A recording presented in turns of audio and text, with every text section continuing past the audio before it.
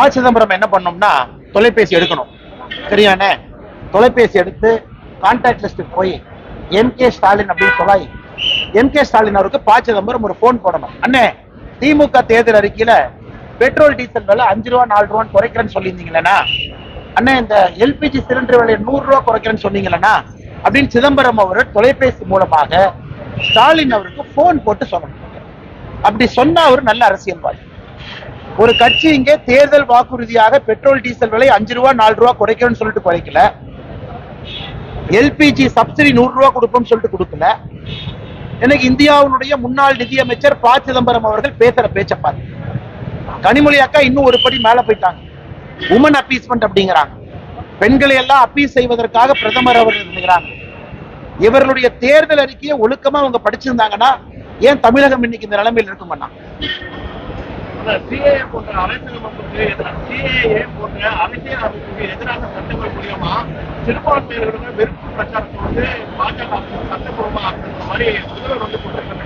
இது அரசியலமைப்பு சட்டத்துக்கு எதிரானதுன்னு முதலமைச்சர் நினைச்சா ஏன் அவர் சுப்ரீம் கோர்ட்டுக்கு போக கூடாது? இல்ல, முதலமைச்சர் அவர்கள் உண்மையாலுமே சிட்டிசன்ஷிப் அமெண்ட்மெண்ட் ஆக்ட், குடியுரிமை திருத்த சட்டம் 2019 இந்திய அரசியல் சட்டத்திற்கு எதிரானது என்று முதலமைச்சர் நினைத்தால் அவரே உச்ச நீதிமன்றத்திற்கு எம்.கே. ஸ்டாலின் என்கின்ற பெட்டிஷனரா போகக்கூடாது. ஏன்னா பல பேர் உச்ச நீதிமன்றத்துக்கு போய் தோத்துட்டாங்க. இது அரசியல் சட்டத்திற்கு உட்பட்டது, எந்த விதத்திலும் கூட அரசியலமைப்பு சட்டத்திற்கு எதிரானது. நம்முடைய முதலமைச்சர் என்ன, யார் இன்னும் பேப்பர் படிக்கல, யார் எதுவும் தெரியாது, நாமெல்லாம் இன்னும் கற்காலத்துல வாழ்றோம், அவங்க கட்சி நடத்துற ஒரே ஒரு சேனலை தான் எல்லாம் பார்க்கணும்னு வாய்க்கு வந்ததெல்லாம் உளறிட்டு இருக்காரு. அதையெல்லாம் விட்டுட்டு முதலமைச்சர் வேறு விஷயத்துல கவனம் செலுத்தணும். சிஏஏ சட்டம் என்பது எல்லோராலும் ஏற்றுக்கொள்ளப்பட்டிருக்கக்கூடிய ஒரு சட்டம், யாருக்கும் எதிரானது கிடையாது.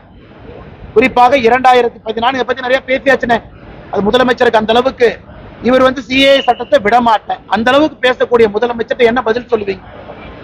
இந்திய அரசியலமைப்பு சட்டத்துல குடியுரிமை என்பது மத்திய அரசுடைய சப்ஜெக்ட், அது கூட தெரியாத ஒரு முதலமைச்சருக்கு எத்தனை பதில் சொல்லுவீங்கன்னா ஒரு வாரமா? மாநில அரசோட எதுக்கு மாநில அரசுடைய துணை வேணும்? எதுக்கு மாநில அரசுடைய துணை வேணும்?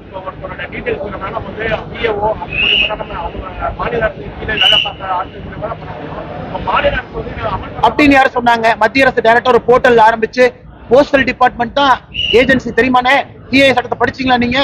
அந்த 35 பக்கம் கொடுத்தாங்க, யாராச்சும் நண்பர்கள் படிச்சீங்களா? ஜேர்னலிஸ்ட் போஸ்டல் டிபார்ட்மெண்ட் ஒரு வார்த்தையை பயன்படுத்திருக்காங்க, யாராச்சும் படிச்சீங்களா? பிரச்சனை யாரும் படிக்கிறது இல்லை, அரசியல்வாதிகளும் படிக்கிறது இல்லை, யாருமே படிக்கிறது இல்லை. அவங்க அப்படியே ஒரு பொய்யை சொல்றாங்க, அது உங்களையும் கேட்க வைக்க நிர்பந்திக்கிறாங்க. போஸ்டல் டிபார்ட்மெண்ட் என்கின்ற வார்த்தைகளை போட்டிருக்காங்க, கவனிச்சீங்களானே?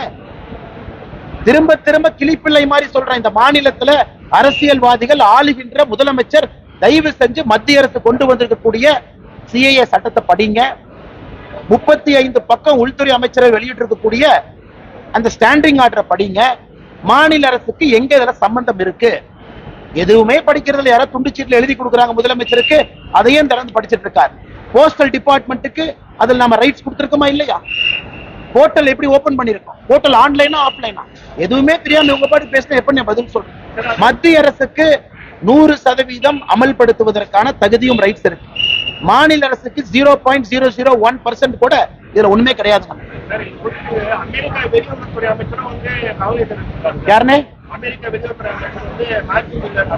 கவலை தெரிவிச்சிருக்காரா? கவலை தெரிவிச்சு சொல்லுங்க, கவலை தெரிவிச்சு சொல்லுங்க, சந்தோஷம் தான். வேற என்ன? அவரு கவலை தெரிவிக்கிறாங்க, எங்க ஆட்சி நாங்க மாற்ற முடியுமானா? இந்திய மக்களுக்காக நடத்தக்கூடிய ஆட்சி.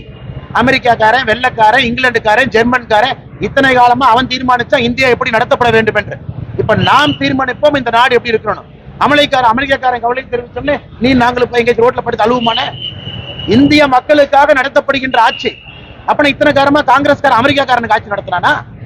இந்த நாட்டுக்கு எது சரியோ அந்த திட்டத்தை நாங்கள் கொண்டு வருவோம். அது அமெரிக்காக்காரன் கோச்சுட்டா கோச்சுக்கு சொல்லுங்க. ஆனா வெள்ளக்கார வெள்ளத்தோலுக்கு பயந்து ஆட்சி நடத்தணுமா? சொல்லுங்க மேடம்.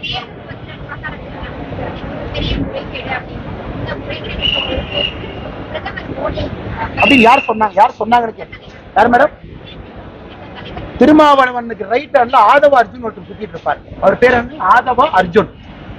திருமாவளவனை கூப்பிட்டு அந்த ஆதவ அர்ஜுன் கேரக்டர் யாருன்னு கேட்கணும். இந்த லாட்ரி மார்ட்டின் ஒருத்தர் இருக்காரு தெரியுமானே? லாட்ரி மார்ட்டின் அவருடைய சன்-இன்-லா, மருமகன். ஆதவ அர்ஜுனுக்காகத்தான் விசிகா திருமாவளவன் தலைகீழா பிளாஸ்டிக் சேர்ல உட்கார்ந்துட்டார். எதுக்குன்னா எப்பயாச்சும் இந்த ஆதவ அர்ஜுனுக்கு ஒரு பொது தொகுதி வாங்கிடலாம். இதே ஆதவ அர்ஜுன் ஒரு வருடத்திற்கு முன்பு அறிவாலயத்துல சுத்திட்டு இருந்தார். அவர் தான் MK ஸ்டாலின் அவர்களுக்கு communication adviser, social media adviser. அதனால இந்த ஆதவ அர்ஜுனை கூப்பிட்டு தம்பி ஒரு பிரஸ் மீட் கொடுங்க. ஏன்னா 2 கட்சியில் நீங்க சம்பந்தப்பட்டிருக்கிறீங்க. ஒன்று விசிகால சம்பந்தப்பட்டிருக்கீங்க, இன்னொன்னு ஆதவ அர்ஜுன் தம்பி இங்க சம்பந்தப்பட்டிருக்கீங்க. நீங்க யாருன்னு தமிழக மக்களுக்கு முகம் கொடுங்க. அதாவது திராவிட முன்னேற்ற கழகம் ஒரு மாநிலத்துல கட்சி நடத்துறாங்க, 21 லோக்சபா இடத்துல நிக்கிறாங்க. எதுக்கு ஆயிரக்கணக்கான கோடி பணம் வேண்டும்? மம்தா பானர்ஜி இதே இந்திய கூட்டணியில ஒரு மாநிலத்தில் ஆட்சி நடத்துறாங்க, எதுக்கு 3300 கோடி ரூபாய் பணம் வேணும்? அதனால விசிகே திருமாவளவன் நான் சொன்னதை சொல்லுங்க.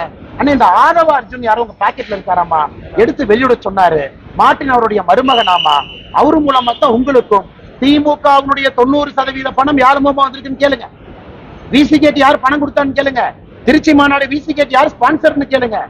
எதுக்கு விசிகே காரங்க பக்கத்தின் பிடிச்சா ஒரு வாரமா ஆதவ அர்ஜுனுக்கு சீட்டு வாங்கி கொடுங்க? எதுக்கு? ஃபண்டர் மேடம், ஃபண்டர் மணி 2 பேர்த்தையும் கூப்பிட்டு கேளுங்க. இதே முதலமைச்சர் அவர்கள் அவருக்கும் ஆதவ அர்ஜுனுக்கும் சம்பந்தம் எல்லாம் புகைப்படம் நைட் நான் வெளியிடுறேன். எங்கிட்ட இந்த மாதிரி எல்லாம் பேசலாம் அரசியல் பண்ண முடியாது. முதலமைச்சர் வந்து எனக்கும் ஆதவ அர்ஜுன் தெரியாதுன்னா நைட்டு புகைப்படம் வெளியிடும். விசிகே எனக்கு ஆதவ அர்ஜுனுக்கு சம்பந்தம் இல்லைன்னா நைட்டு புகைப்படம் வெளியிடும். ஆதவ அர்ஜுன் யாருங்கிற கேள்வியை பத்தி நம்ம கண்டுபிடிச்சிட்டீங்கன்னா இந்த எலக்ட்ரல் பாண்டினுடைய ராணுவ ரகசியம் சீக்கிரம் வெளியே தேர்தல் பத்திரங்கள் மூலம் பாஜக மிகப்பெரிய ஊழல் செய்துள்ளது. நீங்க முடிச்சுட்டீங்க வர்ற மேடம், முடிச்சுட்டீங்க. தேர்தல் பத்திரங்கள் மூலம் பாஜக மிகப்பெரிய ஊழல் செய்துள்ளது. பாஜகவின் வங்கி கணக்குகளை முடக்க வேண்டும் என காங்கிரஸ் தலைவர் முடக்க சொல்லுங்க. சுப்ரீம் கோர்ட் இருக்கு, எலெக்ஷன் கமிஷன் இருக்கு. ஏன்னா அவர் முடக்க சொன்னா வேண்டான்னு சொல்றதுக்கு நான் யாருன்னு? அவர்கிட்ட என்ன புகார் இருக்கு, என்ன முகாந்திரம் இருக்கு, என்ன எவிடன்ஸ் இருக்கு? டெல்லியில தான் இருக்காரு. சுப்ரீம் கோர்ட்ல போய் பெட்டிஷன் போடலாம், எலெக்ஷன் கமிஷன் ஆஃப் இந்தியால போய் அப்ளிகேஷன் கொடுக்கலாம். போய் முடக்க சொல்லுங்க. வேண்டான்னு சொல்றதுக்கு நான் யார்? பத்திரிகையில ரிலீஸ் பண்ண சொல்லுங்க, பத்திரிகையில் ரிலீஸ் பண்ண சொல்லுங்க. என்ன இருக்கோ பத்திரிகை நண்பர்கள்ட்ட கொடுக்க சொல்லுங்க.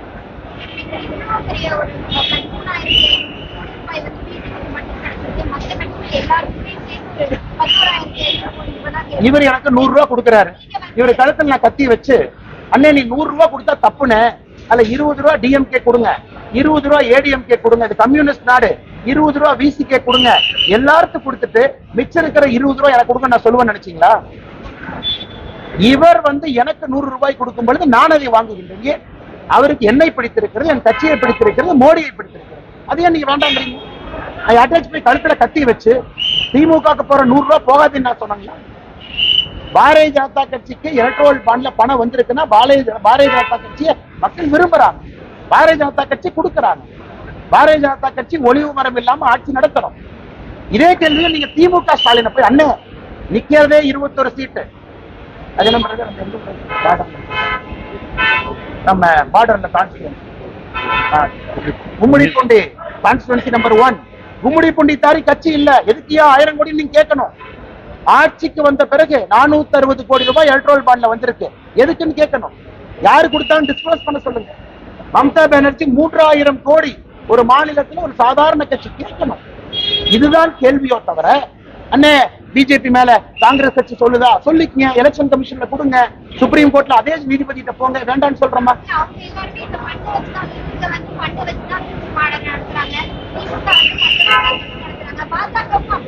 5500 கேண்டிடேட்டுக்கு இந்த அண்ணாமலை, 5500 உள்ளாட்சி பிரதிநிதிகள் கேண்டிடேட்டுக்கு இந்த அண்ணாமலை செக் மூலமா பணம் கொடுத்திருக்கேன் மாநில தலைவரா. எவனாச்சும் வர சொல்லுங்க, தமிழ்நாட்டில் அரசியல் கட்சி வர சொல்லுங்க. சேலஞ்ச் பண்றேன் உங்களுக்கு மேடம், சேலஞ்ச் பண்றேன். 5500 உள்ளாட்சி பிரதிநிதிகளுக்கு செக் மூலமா வெளிப்படையாக பணம் கொடுத்து உள்ளாட்சி தேர்தல் நடத்தி இருக்கு. நாங்க வர சொல்லுங்க. செக்ல எவ்வளவு கொடுத்தாங்க கேளுங்க, யாராச்சும் ஒருத்தம் கொடுத்தாங்களான்னு கேளுங்க. அதெல்லாம் பேச மாட்டாங்க, அதை விட்டுட்டு ஏதோ பேசுவாங்க. சொல்லுங்க. கோவையை சேர்ந்த நாட்டு அதிபர் மார்ட்டினோட நிறுவனங்களை ஒவ்வொரு முறையும் அதுக்கான பதில் ஆதவ அர்ஜுன். நீங்க ஆதவ அர்ஜுன் கேட்காம எங்கிட்டையும் கேட்கறீங்க. எதுக்கு திருமாவளவன் கூட ரைட் ஹேண்ட்ல சுத்துறாரு? எதுக்கு ஆதவ அர்ஜுன் அறிவாலயத்தில் இருக்காரு?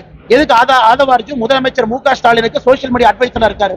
எதுக்கு ஆதவ அர்ஜுனுக்கு பொது தொகுதி வேணும்னு விசிகே தலைகீழா நின்னாங்க? அதனால நீங்கள் மார்ட்டின் சம்பந்தப்பட்ட எந்த கேள்வியா இருந்தாலும் ஆதவ அர்ஜுன் போய் கேளுங்க. நான் ஆதவ அர்ஜுனா? ஒரு நிமிஷம், நான் ஆதவ அர்ஜுனா? இல்ல இல்ல, ஆதவ அர்ஜுன் சொந்த மருமகன் எங்க இருக்கிறான்னு சொல்லிட்டேன். சொந்த மருமகன் எங்க இருக்கிறாரு? அவருடைய சொந்த மருமகன் எங்க இருக்கிறாரு? விசிகே கட்சியில பொறுப்புல இருக்காரு. அவருடைய சொந்த மருமகன் விசிகே வருவதற்கு முன்பு அறிவாலயத்தில் இருந்தார். அவரை கூப்பிட்டு பிரஸ் நடத்த சொல்லுங்க. கேள்வி அவருக்கு போகணும். எங்கிட்ட கேட்கறீங்க? அந்த நிறுவனத்துல இல்லை, நான் எப்படி பதில் சொல்ல முடியும்? அடுத்த கேள்வி. தலைவா, நீங்க எழுதி வச்சு கேட்கிற கேள்வி பார்க்காதீங்க. ஒரு நிமிஷம். செல்போன்ல எடிட்டர் அங்க அனுப்பிச்சிட்டு இருக்கான். இந்த டிராமால எங்கிட்ட பண்ணாதீங்க. புள்ளி விவரமா ஸ்டாட்டிஸ்டிக்ஸ் ரீல் பண்ணிட்டு இருக்கேன் கம்ப்யூட்டர் மாதிரி. இந்த டிராமா எங்கிட்ட வைக்காதீங்க. கேள்வி பதில் சொல்லியிருக்கேன். எதுக்காக நீங்க எழுதி வச்சு கேட்கறீங்க? எதுக்காக எழுதி வச்சு கேட்கறீங்க? நீங்க சம்பந்தமே. ஒரு நிமிஷம். முதல் கேள்வி. மூணாவது கேள்வி எடிட்டர் அனுப்புறான் வாட்ஸ்அப்ல. அதை பார்த்து கேட்கறீங்க. ஆதவ அர்ஜுனை பத்தி இவ்வளவு தெளிவா சொன்னதுக்கு அப்புறம் எடிட்டருக்கு ரிப்ளை பண்ணுங்க. இங்க எடிட்டருக்கு ரிப்ளை பண்ணுங்க. அண்ணே, ஆதவ அர்ஜுன் யாரையோ பேச சொல்றாருன்னு தயவு செஞ்சு கேட்ப போடுங்க. ரிப்ளை போடுங்க எடிட்டருக்கு. நீங்க கேட்க எடிட்டர் வாட்ஸ்அப்ல கொஸ்டின் அனுப்பிட்டே இருக்காங்க லைவா பார்த்து. நீங்க கேட்க ஒரு நிமிஷம். நான் கேட்கிற கேள்வி தப்பான கேள்வி எங்க சொல்லுங்க. அப்புறம் செல்போனை பார்த்து கேள்வி கேட்கறீங்க. நான் செல்போனை பார்த்து படிக்கிறேன். ஒரு நிமிஷம். செல்போனை பார்த்து படிக்கிறேன். எல்லா கேள்விக்கும் துணிவோடு தைரியமாக நேர்மையா சொல்றேன். அதே நேர்மையை உங்கள்கிட்ட நான் எதிர்பார்க்கிறேன். ஆதவ அர்ஜுன் லாட்டரி மார்ட்டின் மருமகன், விசிகேல இருக்காரு, முக ஸ்டாலினுக்கு இருக்க சம்பந்தம் எல்லாம் சொல்லிட்டேன். ஒரே கட்சி, மாநில கட்சி, ஆயிரக்கணக்கான கோடி ரூபாய் திமுக வந்து ஏன் அந்த கேள்வி கேட்க மாட்டேங்க? 18 மாநிலத்தில் ஆட்சியில் இருக்கும். ப்ரோரேட்டா பிரிச்சு பாருங்க. 18 மாநிலத்தில் ஆட்சியில் இருக்கக்கூடிய பாரதிய ஜனதா கட்சி சராசரியாக திமுகவுக்கு வந்திருக்கக்கூடிய பணத்துல பாதி வந்திருக்கு. திமுக போய் கேளுங்க. கும்மடி கூண்டிக்குள்ள கட்சி நடத்தக்கூடிய திமுக எதுக்கு இவ்வளவு பணம் போய் கேட்கணும். அந்த கேள்வி கேட்காம சுத்தி வள சென்னை கேட்கணும்.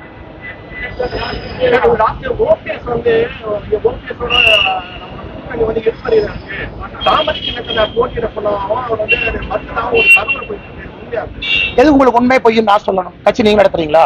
இந்த கட்சி நாங்க நடத்தணும்.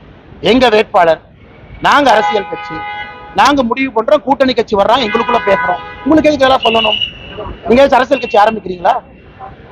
அதிகாரப்பூர்வமாக தேர்தலை பத்தி என்ன சொல்லுவோமோ அப்ப சொல்லுவோம். நீங்க அரசியல் கட்சியை நடத்துற மாதிரி இருந்தா சொல்லுங்க, நான் சொல்றேன். அண்ணா இதானே ஸ்ட்ராட்டஜி, இதானே டீலிங், இப்படித்தானே பண்ண போறோம். அரசியல் கட்சி ஆரம்பிக்கிறீங்களா? நீங்க ஜேர்னலிஸ்ட் தானே, சொல்றதை ரிப்போர்ட் பண்ணுங்க. அது மட்டும் இல்லை சகோதர சகோதரிகளே, கோயம்புத்தூர்ல நம்முடைய பாரத பிரதமர் நரேந்திர மோடி அவருடைய ரோட் ஷோ. மக்களை சந்திப்பதற்காக இந்தியா முழுவதுமே மோடி அவர்கள் ரோட் ஷோ மூலமாக மக்களை சந்திக்கிறார். இந்த சர்வாதிகாரத்தனமான திமுக அரசு மக்களுக்கு எதுவும் பண்ண மாட்டாங்க. பிரதமருடைய ரோட் ஷோவை தடுப்பதற்கு காலையிலிருந்து கிளம்பி இருக்கிறார். ஆனால் நம்முடைய உயர் நீதிமன்றம் அதனுடைய நீதிபதிகள் இன்று பாரதிய ஜனதா கட்சிக்கு நியாயம் வழங்கி 18ஆம் தேதி சாயங்காலம் கோயம்புத்தூர்ல திட்டமிட்டபடி நம்முடைய பாரத பிரதமர் நரேந்திர மோடி அவருடைய ரோட் ஷோ நடப்பதற்கு அனுமதி கொடுத்திருக்கின்றார்கள். அதனால் உயர் நீதிமன்றத்தினுடைய இந்த தீர்ப்பை பாரதிய ஜனதா கட்சி நாங்கள் மனமாற வரவேற்கின்றோம். தமிழகத்திலே இன்னும் நியாயம் இருக்கிறது என்பதை நம்முடைய உயர் நீதிமன்றம் நமக்கு உறுதிப்படுத்தியிருக்கிறது. ரொம்ப சிறப்பா இருந்துச்சு மேடம். குறிப்பா கன்னியாகுமரிக்கும் நம்முடைய பிரதமருக்கும் ஒரு பெரிய ஆழமான தொடர்பு.